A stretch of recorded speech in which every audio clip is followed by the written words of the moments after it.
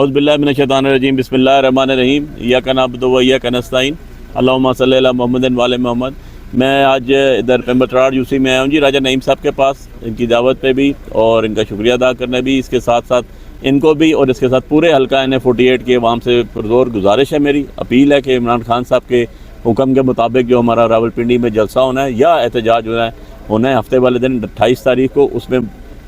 शिरकत करें, भरपूर अंदाज में शिरकत करें। जो हमारा कानूनी और लीगली और हमारा इखलाकी और मजहबी हमारा हक़ है उसको इस्तेमाल करें और इमरान खान साहब की कॉल पे लब्बैक कहें और वहाँ पर अपनी हाज़िरी को हर मुमकिन बनाएं, हर तरह मुमकिन बनाएं। बहुत शुक्रिया जी, थैंक यू।